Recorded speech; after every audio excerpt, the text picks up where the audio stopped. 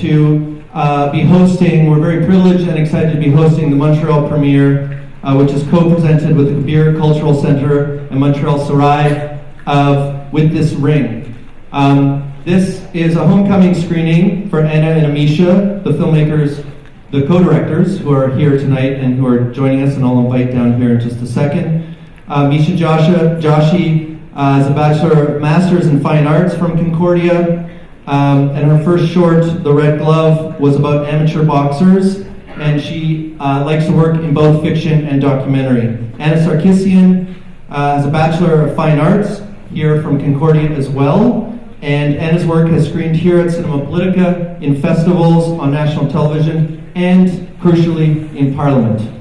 I would like to welcome you all, or to join me now to welcome Ameesha and Anna down here to introduce their beautiful film.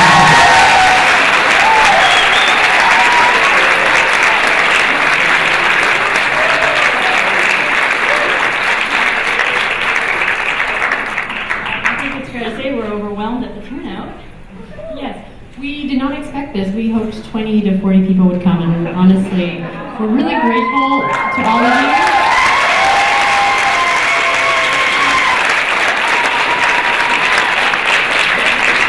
As some of you know, this project started in 2006, which is such a long time ago, and it has been a real labor of love for both of us. We both had day jobs, we both did degrees, we did this evenings and weekends whenever we could, relying on the kindness and free labor of many talented people who helped us for no money. So we're very grateful to all of our collaborators who worked on this project, who believed in it. So thank you very much. We can give them a round of applause for all of that.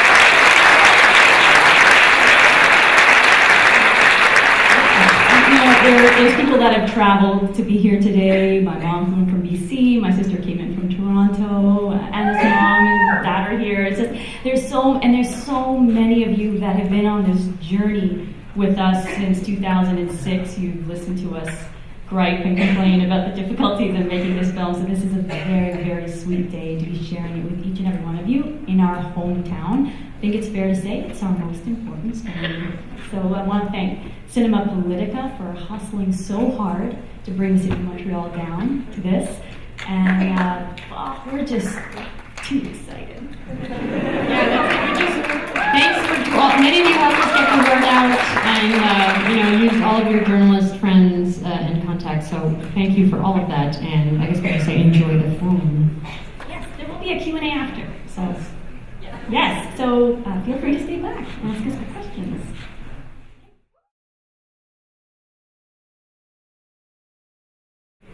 It's really overwhelming, honestly, to watch it with so many of you here. It opened in Mumbai a year ago at the Mumbai Film Festival, and we did as much as we could to get people there. We had about 250 people there. People responded really well, but it's not the same as presenting it in your hometown with the people who paid for the film. So thank you very much for contributing to our crowdfunding and people who worked on the film. So it's incredibly special to have all of you here. And I know we won't get to speak to all of you, but if you came, send us an email so that we know that you're here, because we can see faces, but we don't see everybody. But thank you all for coming out on Monday night.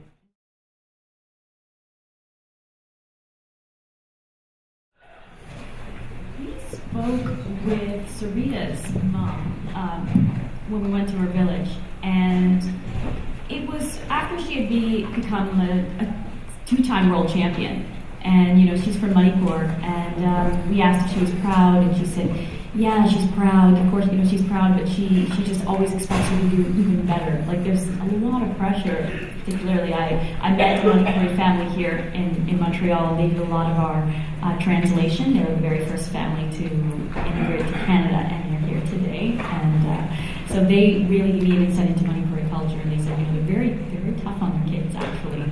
But yes, their parents were proud of them, and all the boxers, a tendency that tends to happen is that they're very proud of them after the accolades start pouring in. But initially, they're up against a lot of disapproval from their parents. And number one concern that they have that their daughters are going to get scarred or punched in the face, and it's going to be hard for them to find a husband.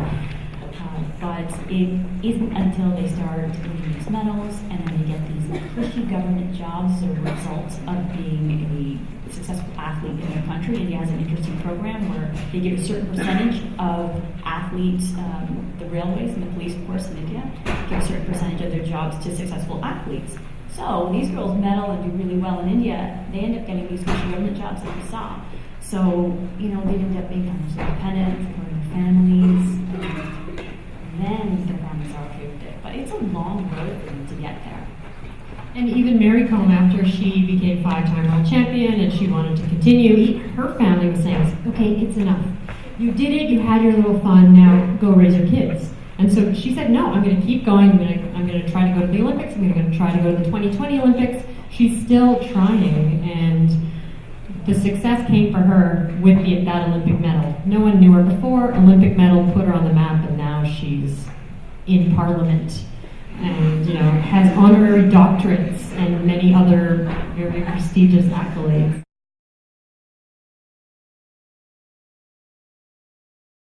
So Sarita just turned pro. She was the first Indian woman to do that, as you saw at the end of the film, and she had her first fight in January, and it was in her hometown. It was the first time she's fought at that level in her hometown, and she easily beat the other boxer. There's just no contest. So she's extremely skilled, more mature now perhaps, and has a very strong will. So we're hoping to see more from her as a pro fighter. Chhoto is still coaching. She's married, as you saw, and that was a surprise for us as well when we found out. Not what we were expecting, but as you can see, it's not simple. It's a complicated social structure that we don't completely understand. I mean, Ameesha's, her parents are Indian, but even she was, how did this happen? I mean, she was going in a completely different direction, and now she's married. And so, and Mary, as we said, is very famous. She has, I think, 4 million followers on Facebook. So we try to get her to do some promotion for us. It has not really worked. She's seen the film, but we haven't heard from her since the film came out. So it's hard to reach her. She's very in demand. So she's seen it, and we were very curious as to what she would think, because there was that Bollywood film that was made about her starring Priyanka Chopra. Many of you know Priyanka Chopra, and this film, I mean, we just kind of show her as she is on her side. She's a flawed human being like all of us. So we were a little nervous as to how she would react, but we got one line from her husband. He said, "Congratulations, please bring the film to Manipur." So we were like, phew. So I guess she's all right with it, but seems like she liked it, maybe. Yeah, maybe. So yeah, she's definitely on our radar more than we're on her. Yeah, we care about her a lot more than she cares about us. We've spent a lot of time with her in the editing room. And of course, in India, what is a little documentary compared to a Bollywood film, right? And the top actress in India played her in the film. I mean, it was the queen. It's like having, I don't know, Jennifer Aniston. Who is it? It's exactly like having Julia Roberts in the 90s playing you in a movie. Oh wow. Okay, so it was really. It was really big. High profile. Oh yeah. Oh wow.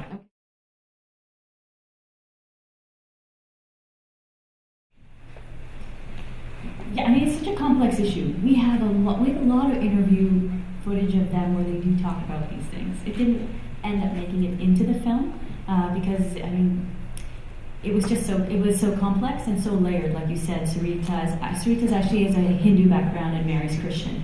And yeah, we really got an insight into Manipuri culture when we were there. Anna and I, we would manage to get into Manipur for 7 or 8 days because foreigners are not allowed access in there without special permission.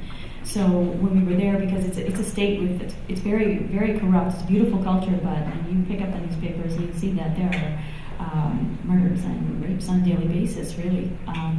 So yes, they did talk to us about the societal issues in Manipur and what they were dealing with, but we didn't delve into the film. But I don't think I'm answering your question. Sorry, what's your question? It's a highly militarized state. It's one of the most militarized states in India, and there's been a long-standing resistance, independence, self-determination movement. And so when you have two women standing there on the podium for India, talking about India, and there's this whole other aspect to the Manipur story. I was just kind of curious whether that entered in any of the things. And Sarita, I assumed she was Hindu, but at one point she also said Jesus, and so I was a bit confused. That's true, yeah. Well, it's interesting because they do talk a lot about. India's almost got this almost sort of somewhat of a microcosm of the country. These girls are from different parts of India, and they sort of keep to their cliques. The northeastern girls stayed together, and the girls in the south of India stayed together. And they would talk about these subtle layers of racism that they encountered, and how in detail in terms of how they were treated, and they didn't always feel fully supported and backed by the head coach, who felt favored the girls from his own state of Haryana. So they felt that they were up against that on top of everything else. And yeah, we heard some racial slurs about the Northeasterners when we were there, and Anna and I were actually quite shocked. I remember in 2006 when we were first there, they were telling us that people would come up to them at the Delhi World Competition and say, what country are you fighting for? And they would respond back in perfect Hindi, I'm fighting for India, I'm Indian. So they certainly did talk a lot to us about that. And it's unfortunate. It's unfortunate. It's a fabulous country, and we discovered it, and its culture and its dance. It's rich. It's mind blowing, actually. Yeah. So I feel fortunate to have discovered Manipur.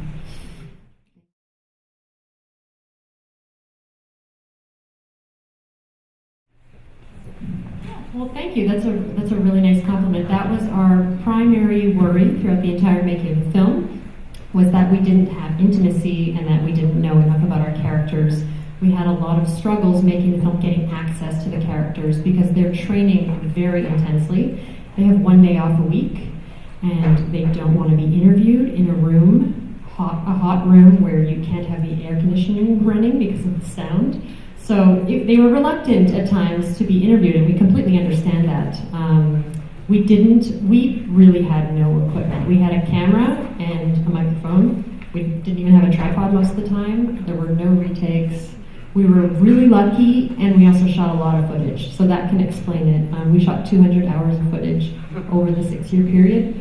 So we had an incredibly gifted editor, Jackie Zuba, who's award-winning and one of Canada's best, edit this film, and she brought so much to the narrative. We're extremely fortunate to have worked with her, and filmmakers in Montreal, our dear friends, put us in touch with her, and it was sort of the best thing that happened to us.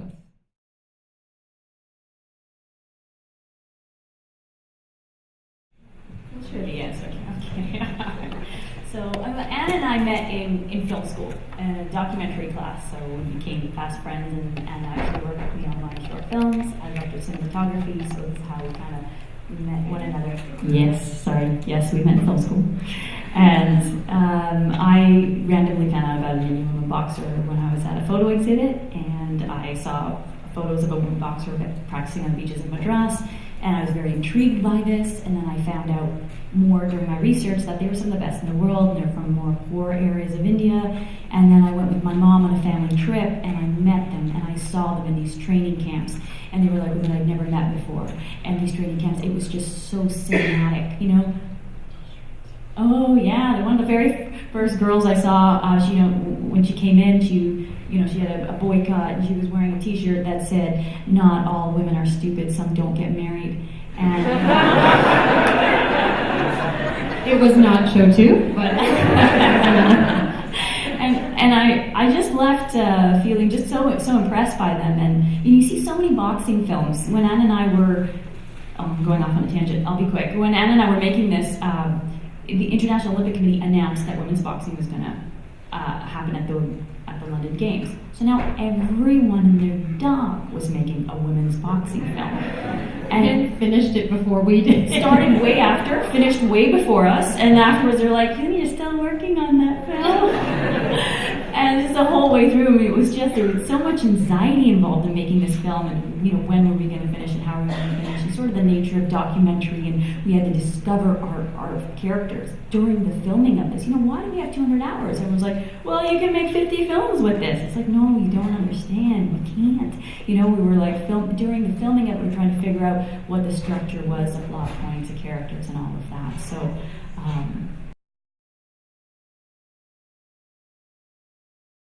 So part of the money, about 21,000, came from the crowdfunding that we did online. So some complete strangers contributed, some friends and family, so we were very grateful.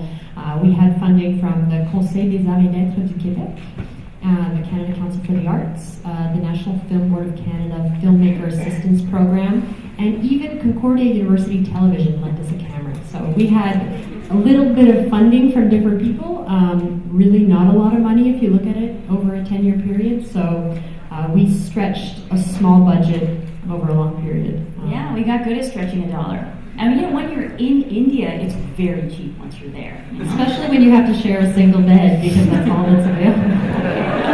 So we were very close in That was an imphal, remember that, waiting for Mary.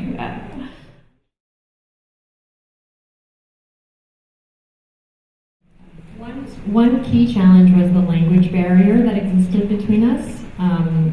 Ameesha's parents speak Gujarati, and so that's a different language from Hindi, which most of the boxers speak and have an understanding of, and then they also speak their own languages, and Mary Combe actually speaks another language in addition to that, which is really specialized. So finding someone to help us with the interviews was a big challenge. Most of the interviews were done without a translator.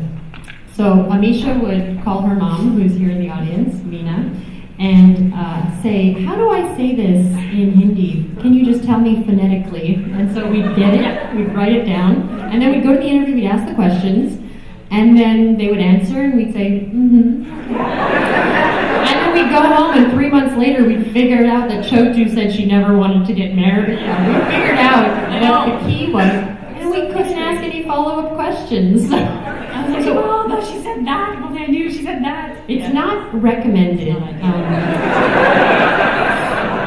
But at the same time, I'd say to turn that one around, one of the advantages of that was that we were committed to making it work, and our boxers were really committed to making it work. So it was just the three of us in the room, and we built up a sense of intimacy through that process. So it was a huge challenge, but in the end, I think it may have strengthened the film in the long run. Did you end up learning Hindi by the end of it? Yeah, we were pretty good. We were pretty good. We had a book about learning Hindi. We had all of our phrases that we could say, but we're a little bit rusty at this point. I can say Mera naam Anna hai, which is my name is Anna, and Pachi Sarkissian, which is What she was which at the time. At the time I was 25. Yeah. I can say I'm 25, but that's a little bit out of date at this point.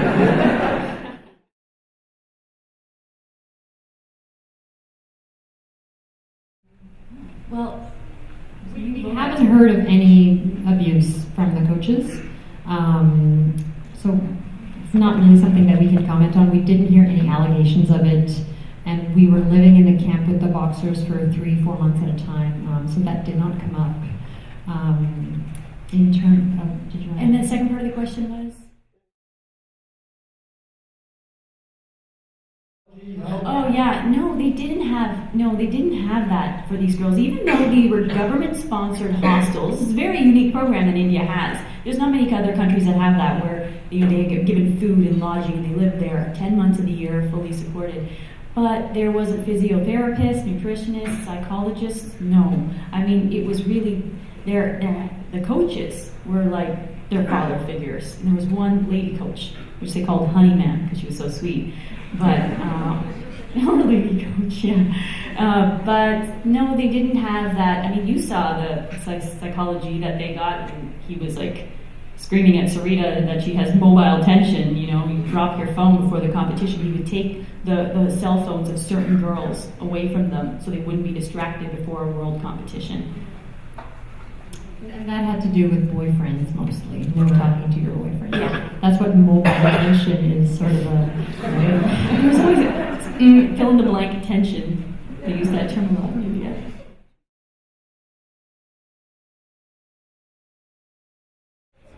It was a long and hard road for Anna and I think it has been tough and it's been stressful. We had people asking us for over 10 years, when are you going to finish this damn film? And we didn't even know. We were swimming in footage and we thought, oh, how many more trips are we going to go back and make? And we've seen all these other boxing films come out, be made, doing great, and just there's so much tension involved in the making of this. But, I think what was good is that Anne and I have the same sense of humor, and I think sense of humor goes a long way. And so that, yes, of course it is tough, but I mean, there's not that many people that I can travel with in India for every single. We were around each other constantly for 24 hours when we're traveling. We're never not in the same room. And it's sometimes. all right, sure. But yeah, so for the most part, there was something that we just got along. So they were really unique. That was unique in that sense that it worked. But we also had a lot of people sort of pushing us along that knew about the project. We blogged about it for the NFB for 6 years, and then we tried to get a Facebook presence. And then people contributed. So there were people who knew about it and would be really excited about the project, and so we tried to harness that energy and keep going. But I mean, we're not complaining about it. We feel very privileged to have been able to receive grants, to travel, to make this film. And so, yeah, it was a wonderful experience. And yeah, I think humor is really the key, because we found ourselves in many ridiculous situations. And it was meant to take as long as it took. I just wish I realized that and sort of have faith in that system that, you just have to have patience. And, we could have carved something out and put something out in 2008, but the film would have come and gone. But I think the strength of the film is really that it chronicles our lives over such a long period of time. So we realize that in hindsight.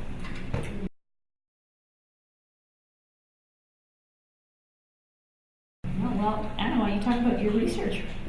I'm studying right now, so I am focusing on that. I'm not making films, but I have a project I started working on. It's kind of on the back burner right now, but would be great to work together again. I think after 10 years, it's healthy to take a little break from that. Yeah, we definitely do. We just want to hang out as friends. We don't want to work together.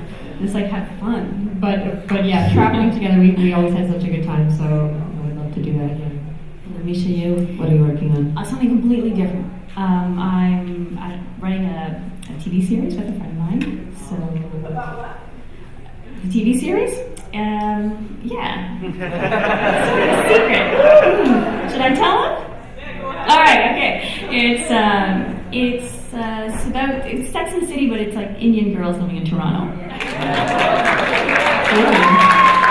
That's great. Is it for TV? TV. Yeah? I'm going to do something totally different. Yeah. With Amazing. Wow. I'm totally looking forward to that.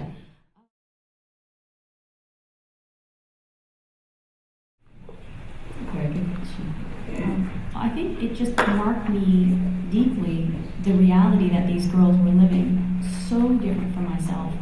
And I think what I admired of them is that I knew if I were in their shoes, I would not have the strength of character that they had to be doing what they're doing. And I just like women that are in adversity that overcome it and they have that strength. And I look to them and I admire them for that. But yeah, just very aware of how privileged I am living here. Quite frankly, it was one thing that proud me. One of the coaches in the film, he would often say to us, you're going home now, back to your, air conditioning and whatever else, and we're just staying here, and we're going to keep training, and we hope to see you again. But he would joke with us and say, you lead very soft lives, and in many ways he's right. At the training camp, they had trained in tough conditions. For most of the day, there wouldn't be any electricity. It was 45 degrees. The running water would cut out most of the day. They washed their clothes in a bucket, and so some days they just couldn't even do that. And there were no screens, and they would get sick, and anyway. It was not easy conditions for a world-class athlete to be dealing with. So it definitely made us appreciate what we had, but we also learned to appreciate so much what they had, and they had a really strong bond between each other. And they had a different type of camaraderie that we weren't a part of. So, it was good for us to have that perspective and to keep that perspective as we made the film.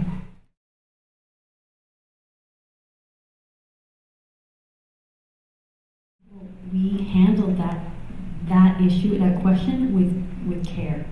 We never ask them outright about their sexual orientation. It's not talked about still in India. India's still got a long way to go. And I mean, these girls were definitely not gonna come out on camera if they were, lesbians, or, it would ruin their family and their reputation. So we were aware of this. We were respectful of it, and we didn't come out and ask them, no. I mean, they did talk about, they were mistaken for a boy, they were boycotts. And we'd ask them, is that fine? They're like, yeah, girls can have boycotts in India, but we knew full well how that is regarded at the same time. So we wanted to be a little bit more subtle in terms of how we portrayed that. We just sort of showed them as they are. But actually, should I give the anecdote? One time, we had a translator. We had spent years just being so careful not to talk about this and, be respectful of it. And then one translator, we asked her, did she have a lot of friends when she was growing up? And she's like, Chhoto, do you have a girlfriend? And we're like, you did not just ask her. And she's like, I have friends that are girls. Yes, that's it. And you could feel there was this tension there. So we're sort of not crossing that line with them. I don't know if you want to add anything to that. No, it wasn't it's a super taboo topic that is not talked about. So, it's not we couldn't go there with any of them, and I'm sure perhaps some of them questioned their sexual orientation, but it was not something that we could delve into in this film. It is a really interesting topic to talk about, but at the same time, we were grappling with so many different issues to represent in the film. So we touched on it as much as we could, but it would be fascinating to go back and just look at that one issue. It was, and you have your suspicions about some of them and their orientation, and then you just hear, oh, this girl got married, the other one got married, and they're all getting married, and I just feel like they're not living honest lives, and it's really sad actually. So.